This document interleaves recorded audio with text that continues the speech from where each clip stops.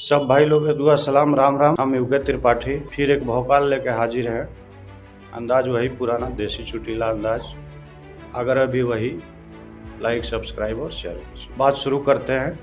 हलवा से लेकर जिलेबी तक सब फीका, कांग्रेस को धोखा, धोखा अपनों का, राहुल गांधी के सपनों का। हरियाणा चुनाव समाप्त, भाजपा का जय श्री राम, प्रथम अध्याय भी समाप्त। तो भैया अब एक गंभीर बात से शुरुआत करें। हर चुनाव के बाद ईवीएम को वैशाली की नगर वधु बनाने की कोशिश की जाती। ध्यान रहे, वैशाली में ही गणतंत्र का जन्म हुआ है। बात यहाँ तक ठीक थी। हारने के बाद बहाने भी ढूंढे जाते हैं, ढूंढे जाने चाहिए। ऐसे भी हम लोग फेल होने के बाद बहाने ढूंढ लेते हैं, दूसरे पे आरोप मारने में माहिर भी होते हैं। क्योंकि चुनाव परीक्षा है तो चोरी की संभावना रहती ही है, और इसमें तो हमारा इतिहास भी काफ़ी शानदार रहा है, आप लोग जानते हैं। लेकिन इस बार बात और बड़का हो गया है। इस बार तो चुनाव के पूर्व ही ईवीएम को की नगर वधु बनाने की पूरी तैयारी कर ली गई है। रोज लांछन लगाए भी जा रहे हैं, और ये एक गंभीर चिंतन की बात है। लेकिन बात अब और भी बड़का हो गया। हर बार हार के बाद ईवीएम पे आरोप लगते थे।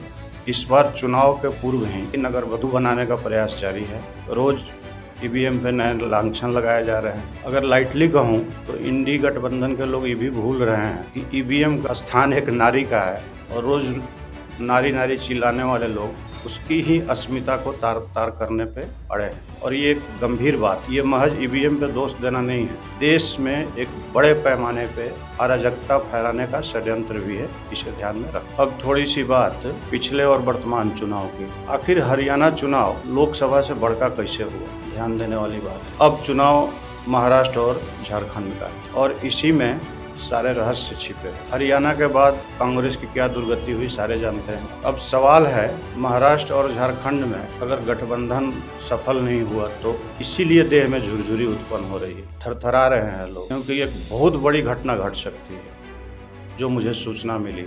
अगर इन दो प्रदेशों में इंडी गठबंधन सफल नहीं हुआ तो कांग्रेस में विभाजन तय है। दूसरा चौंकाने वाली खबर, विभाजन के इस धड़े का अगुआ भी गांधी परिवार का ही कोई सदस्य होगा। इशारा आप समझ सकते हैं। ये नई कांग्रेस घनघोर जातिवाद, टुकड़े टुकड़े गैंग, अर्बन नक्सल और सनातन विरोध की मानसिकता से मुक्त होगी।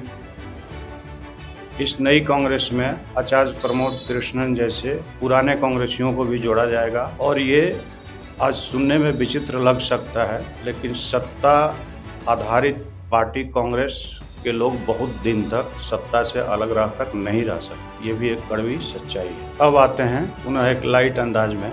असल में कांग्रेसियों की चीड़ है कि लोकसभा के बाद राहुल जी ने कहा हम हरियाणा में कांग्रेसी कहते हैं हम जीत गए, मेरा वोट परसेंट बराबर है। अब उनको समझ में नहीं आ रहा कि अगर कांग्रेस या इंडी गठबंधन जीता तो मोदी जी प्रधानमंत्री कैसे, हरियाणा में सैनी जी ने कैसे शपथ ले लिया।